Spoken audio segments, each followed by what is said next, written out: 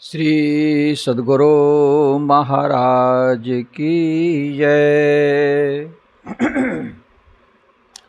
श्री सद्गुरु महाराज की जय। श्री सद्गुरु महाराज की जय।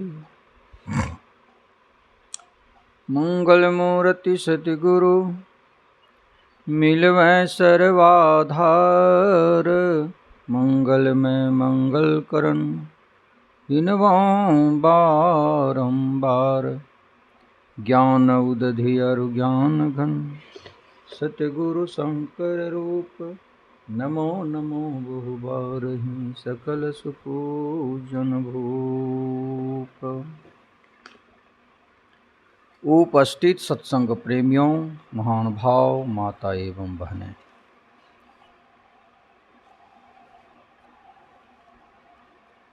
आज की जो कथा होगी,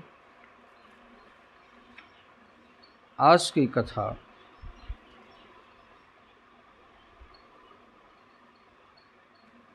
बड़ा सुंदर कथा है।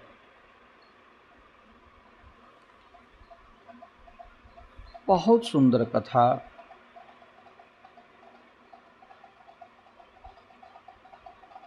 जो इस कथा का श्रवण करेंगे उनका जीवात्मा का परम कल्याण होगा। ये कथा सुंदर इसलिए है, आज की कथा जो है ये दान का बहुत बड़ा महत्व माना गया है। और इस जो मनुष्य अन्न, धन, भोजन दान करते हैं, इससे क्या लाभ होता है, इस कथा से आप लोगों को आज ज्ञात होगी कि दान करने से कितना बड़ा लाभ होता है।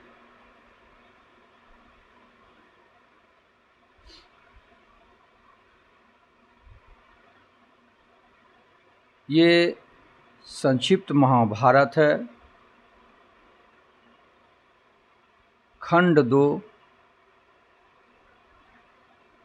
872 पृष्ठ से ये कथा आज आप लोगों को सुनने को मिल रही है। आइए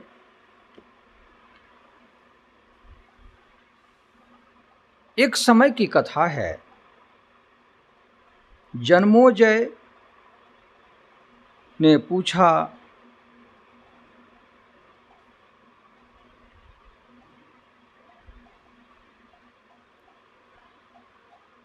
ब्राह्मण से,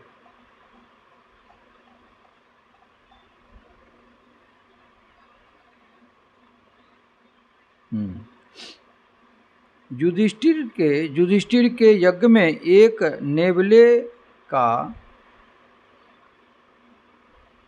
उच्छी धारी ब्राह्मण के शेर भर सत्तू दान की महिमा बतलाना। ये वैशंपा जी महाराज ने इस कथा को सुना रहे हैं जन्मोजय को। जन्मोजय से कहा, राजन, ये कथा युधिष्ठिर जी महाराज जब राजसु यज्ञ करके निवृत्त हुआ तो उस समय में उनकी जो दान और पुण्य का जो प्रशंसा होने लगी, बहुत भयंकर प्रशंसा होने लगी। और आकाश से देवता और देवी ने फूलों की वर्षा बरसाने लगी। चारों तरफ उनका जयकारा होने लगी। सारे यज्ञ जब संपन्न हुआ उस समय में सारे ब्राह्मण गण भी थे वहाँ, उनकी भी फूलों की वर्षा बरसाई उन पर। धन्य हो राजन, धन्य हो राजन, तुमने बहुत बड़ा यज्ञ करके, बहुत बड़ा दान करके तुमने आज पुण्य कर्म किए हो। उस समय में भगवान श्री कृष्ण भी थे, अन्य सब और सब थे, साधुगण थे, ब्राह्मणगण थे, सब थे। उसी समय में एक नेवला आए और नेवला ने कहा, महाराज, ये जो युधिष्ठिर जी महाराज ने जो राजसु यज्ञ किए हैं, इस राजसु यज्ञ में जो इसने दान की है, पुण्य की है, इससे बढ़ कर के जो और जो यज्ञ है, उस यज्ञ का नाम है सतवा यज्ञ। सतवा यज्ञ, शेर भर सतवा यज्ञ, शेर भर सतवा यज्ञ का मैं बखान करता हूँ कि उससे शेर भर सतवा दान के बराबर राजा युधिष्ठिर का यज्ञ सतवा यज्ञ के बराबर नहीं हुआ है। सब ब्राह्मण और भगवान श्री कृष्ण, पांचों भाई पांडव, सब के सब ठप हो गए, अचेष्ट हो गए कि ये क्या हुआ। तब युधिष्ठिर जी महाराज ने पूछा कि आप, हे नेवला, आप ये बताइए, आप मनुष्य की आवाज में बोल रहे हैं, हमें पूर्ण विश्वास हो रही है कि आप वास्तव में जो है, जो कुछ बोल रहे हैं आप सत्य ही सत्य बोल रहे हैं। आप इस कथा को आगे बढ़ाने की कृपा करें, ताकि ये जो राजसु यज्ञ जो मैंने किया, इससे भी सतवा यज्ञ, इससे भी बढ़ कर के कैसे हुआ, इस कथा को सुनाने की कृपा करें। और यहाँ पर जितने भी ब्राह्मण गण हैं, जितने भी देवता गण हैं, जितने भी ऋषि गण हैं, सब लोग आपकी कथा सुनेंगे कि सतवा यज्ञ सर्वश्रेष्ठ कैसे माना गया है। तब वह नेवला ने कथा सुनाने लगे। कुरुक्षेत्र में एक ब्राह्मण था। नेवला की कथा प्रारंभ हो गई। कुरुक्षेत्र में एक ब्राह्मण था, जिस ब्राह्मण को एक पत्नी थी, एक पुत्र था, एक पुत्र वधू थी। ये बहुत बड़े तपस्वी, बहुत बड़े दयालु, बहुत बड़ा दानी, लेकिन बेचारे गरीब ब्राह्मण थे।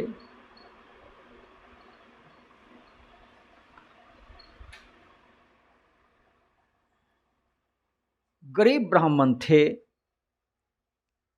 गरीबी के कारण वह खेत में जो किसान लोग फसल को काटते थे, उसमें जो दाना या शीशा गिरा हुआ जो जमीन में रहता था, वही चुन चुन करके ब्राह्मण लाते थे और वही जो है कूट पीस करके चारों परिवार खाते पीते थे।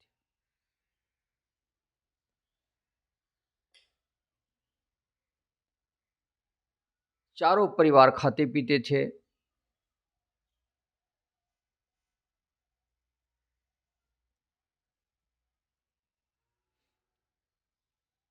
तो इस तरह का जो है नित्य प्रति उनका निर्वाह होती थी। एक दिन की बात हुई, कई एक दिन का भूखा प्यासा ब्राह्मण, अन्न भी नहीं मिला, जमीन में भी अन्न नहीं मिला, अन्न और कोई भी कार्य से उसको अन्न नहीं मिला। चारों प्राणी बहुत दिन से भूखे प्यासे रहते हुए तपस्या में लगे हुए थे, ध्यान में, सत्संग में लगे हुए थे। तो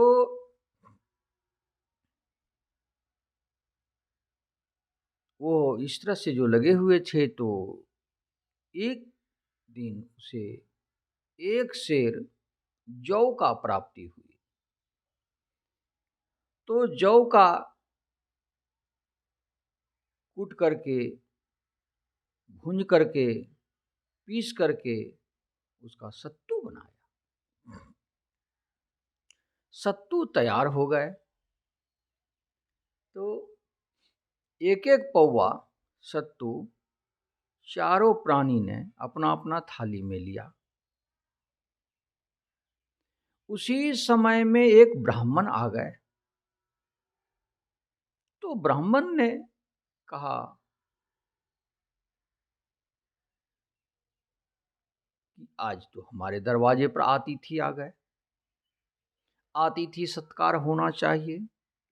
बड़ी श्रद्धा के साथ, बड़ी खुशी के साथ उसको चरण धुलाए, सुंदर आसन पर बिठाए, और जब वह बैठ गए तो अपना हिस्सा सत्तू उस ब्राह्मण देवता को दिया। ऐसे धर्मनिष्ठ ब्राह्मण कई एक दिन का भूखा प्यासा अपने भूख को कुछ नहीं मान करके और उस ब्राह्मण के आगे सत्तू की थाली बढ़ा दिया। वो सत्तू ब्राह्मण ने खाए, लेकिन क्षुधा नहीं भरी।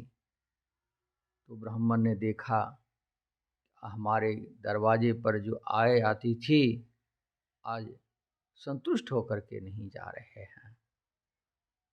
तो उनकी पत्नी उसी जगह थी। ब्राह्मण की पत्नी ने कहा, पतिदेव, आप मेरा भी भोजन ब्राह्मण देवता को दान कर दिया जाए। कहा, देवी, बात तो सत्य है, लेकिन तुम भी कई दिन से भूखी प्यासी हो। तुम्हारा शरीर जर्जर हो चुका है, तुम्हारा शरीर भूख और प्यास से हिल रहा है। बुढ़ापा के कारण तुम्हारे शरीर में हड्डी का चाड़ा बचा हुआ है और चमड़ी बचा हुआ है।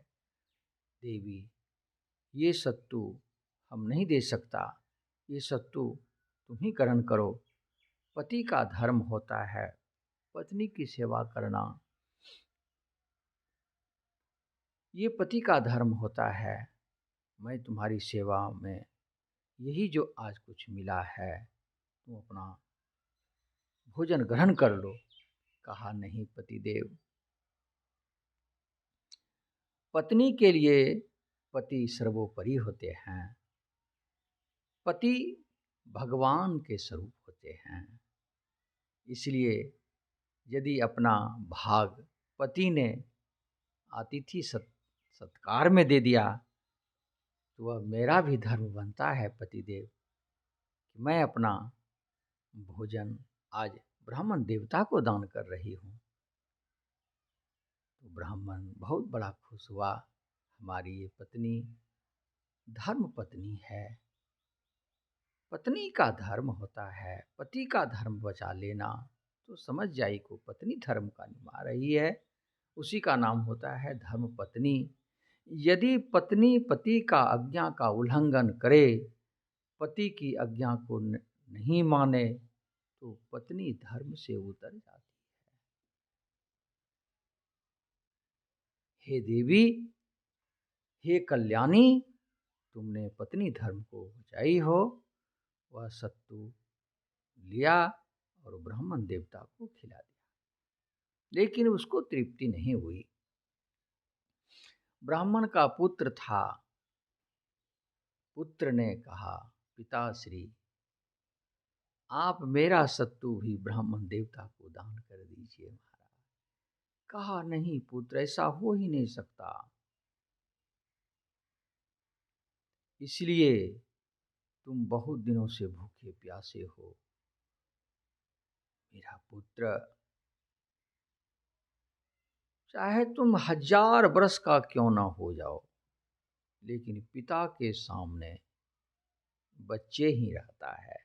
इसलिए तुम मेरा बच्चा हो, और बच्चा को भोजन कराना पिता का धर्म होता है। चाहे जहाँ से हो, जैसे हो, अन्न उपार्जन करके, धन उपार्जन करके पुत्र का भरण पोषण करना ये पिता का धर्म होता है। इसलिए पुत्र, तुम अभी बच्चा हो, मेरा बच्चा हो। इसलिए बच्चा को भूख बहुत सताती है, और हम तो बूढ़ा हैं, हम तो सह लेंगे, हमारी आयु समाप्त हो चुकी है, मरने का भी हमें भय नहीं है, इसलिए पुत्र तुम अपना भोजन खा लो पुत्र। कहा नहीं पिताश्री, पिता का धर्म बचाने के लिए पुत्र का धर्म होता है। पुत्र वही कहलाते हैं जो पिता की आज्ञा का पालन करे, जो पिता का धर्म को बचावे, वही पुत्र होते हैं। इसलिए पुत्र इसलिए कहलाते हैं कि पिता का धर्म को बचाना, पिता का आज्ञा का पालन करना, पिता की सेवा करना। तो आज मैं ये सत्तू से आपकी सेवा, अतिथि सेवा और आपकी सेवा में कर रहा हूँ, इसको स्वीकार किया जाए। ब्राह्मण बहुत खुश होकर के उस सत्तू को लिया और अतिथि सत्कार की।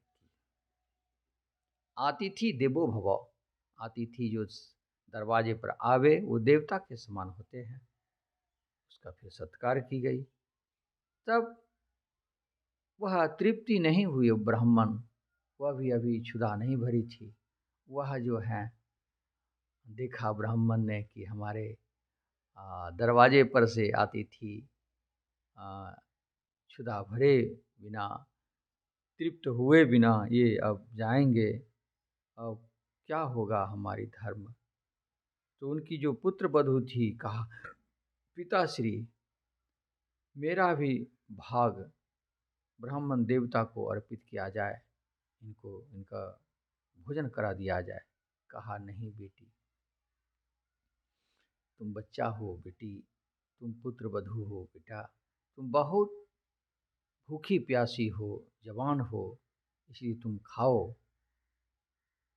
कहा नहीं पिताश्री, ससुर जी जो होते हैं गुरु का गुरु होते हैं, इसलिए आप मेरे गुरु हैं और पिताजी भी हैं, इसलिए आपका धर्म बचाना, आपकी तपस्या को बरकरार रखना, आपको दान को बरकरार रखना मेरा धर्म होता है पिताश्री। इसलिए मेरा भाग भी आप लेकर के ब्राह्मण देवता को अर्पित करके अपना धर्म को आगे बढ़ाएं, यही मेरा इच्छा है।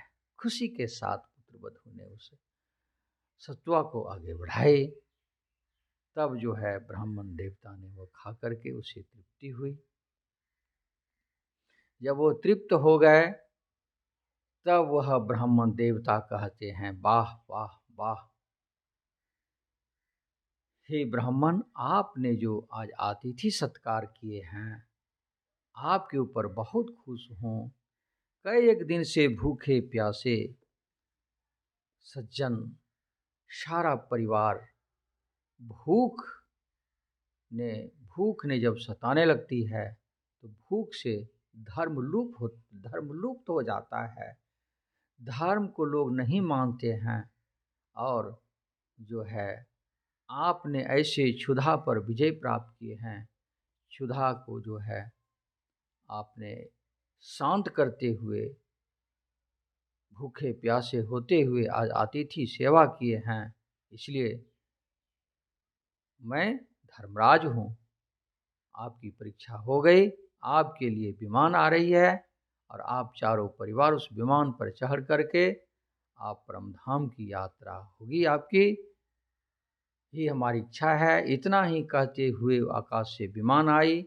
33 करोड़ देवी देवता ने फूलों की वर्षा बरसाने लगे और उस ब्राह्मण की जय हो, ब्राह्मण की जय हो, ब्राह्मण की जय हो, ब्राह्मणी की जय हो, जय जयकार करते हुए फूलों की वर्षा बरसाते हुए परमधाम की यात्रा कराई। यही दान का बहुत बड़ा महत्व है। तो कहा, हे युधिष्ठिर जी महाराज, यही जो है सतवा यज्ञ हुआ था। मैंने देखा आज ब्राह्मण ने बहुत बड़ा सतवा यज्ञ की और इस यज्ञ से चारों परिवार का परम कल्याण हो गया। तो इससे बढ़ कर के यज्ञ और क्या हो सकता है। तो मैंने देखा कि जब ब्राह्मण ने सतवा यज्ञ करके अपने परमधाम की यात्रा कराई अपने जीवन को, तो हमने भी सोचा कि चलो इस ब्राह्मण का जो दान था वह जो खाए थे उस ब्राह्मण देवता ने, अतिथि ने, तो उस भोजन करके जो हाथ धोआ था जिस दुभी घास पर, तो उसमें जो है वह जूठन लगा हुआ था। मैंने सोचा कि चलो इसी में लोटपोट हो जाएं, तो मैं उसी जूठन पानी पर जैसे लोटपोट की, जहाँ जहाँ हमारे शरीर में वह जूठन जल लगा, वह शरीर देख रहे हैं, प्रत्यक्ष आप देख रहे हैं कि सतवा यज्ञ का कितना बड़ा महत्व है। सो आप लोग देख रहे हैं कि आधा कपाड़ मेरा सोना का हो गया है, आधा शरीर सोना का हो गया है। जहाँ जहाँ वो जो है जूठन पानी नहीं लगा था, वह देख रहे हैं कि अभी चमड़ी मांस का है। इसलिए मैंने सोचा कि राजा युधिष्ठिर ने बहुत बड़ा भयंकर यज्ञ किए हैं, करोड़ों करोड़ों ब्राह्मणों को भोजन कराए हैं, करोड़ों करोड़ों ब्राह्मणों को दान दक्षिणा दिए हैं, इतने बड़े विशाल यज्ञ किए हैं। जब सतवा यज्ञ में इतना लाभ, सतवा यज्ञ में जो है इतना बड़ा लाभ, तो राजसूय यज्ञ में कितना बड़ा लाभ होगा। यही सोच करके मैंने सोचा, बहुत यज्ञों में गए कि कहाँ ऐसा यज्ञ हो जहाँ कि मेरा पूरा शरीर सोना का हो जाए। यही अभिलाषा से मैं यज्ञों में, पूजा में, पाठ में, यज्ञ में, हवन में घूमते घूमते घूमते आपकी यज्ञ में हम आए। लेकिन मैंने देखा कि जैसा का तैसा ही हम रह गए। आपने जो ब्राह्मण को भोजन कराए थे, उसमें उस जो पानी जो धोआ था, पानी जूठन पानी का जो नाला चल रही थी, उसमें मैंने डुबकी लगाई तो कुछ भी नहीं हुआ। इसलिए सतवा यज्ञ से बढ़ कर के आपका यज्ञ नहीं हो रहा है, इसलिए आपको दुख नहीं होना चाहिए। राजा युधिष्ठिर ने कहा, नेवले आपने मेरा आँख खोल दिए, यज्ञ किसे कहा जाता है, अब हमें समझ में बात आ गई। नेवले को जो है, नेवला ने इतना कथा सुना करके नेवला प्रस्थान कर गए, और सब के सब ब्राह्मण, ऋषि, महर्षि, राजा वगैरह सब के सब उस समय से प्रस्थान कर गए। इसलिए यह दान यज्ञ सबसे श्रेष्ठ माना गया है। ऐसे जो मनुष्य होते हैं, जो ब्राह्मण होते हैं, ऐसे क्षुधा पर विजय प्राप्त करते हुए भी यदि अपने जीवन में दान का भाव वृत्ति रखे तो उनका परम कल्याण होता है। इसलिए आज का जो विषय था दान पर था। दान किसे कहा जाता है? दान से जो मनुष्य की मोक्ष होती है, और इस तरह से जो है शुद्ध आचरण रखते हुए, शुद्ध व्यवहार रखते हुए, शुभ वचन बोलते हुए, हृदय अच्छा रखते हुए यदि मनुष्य जो है इस धरातल पर जिएंगे, जो ईश्वर भक्ति करेंगे, ध्यान साधना सत्संग करेंगे, इससे बढ़कर के कोई यज्ञ हो ही नहीं सकता है। इसलिए सबसे श्रेष्ठ यज्ञ माना गया है सत्संग और ध्यान, भजन, दान। इसलिए आज दान की कथा आप लोगों को मैंने सुनाई, इसलिए आप लोग अपने जीवन में धारण करेंगे, आप लोगों का जीवन भी बनेगा। बोलिए प्रेम से श्री सद्गुरु महाराज की जय।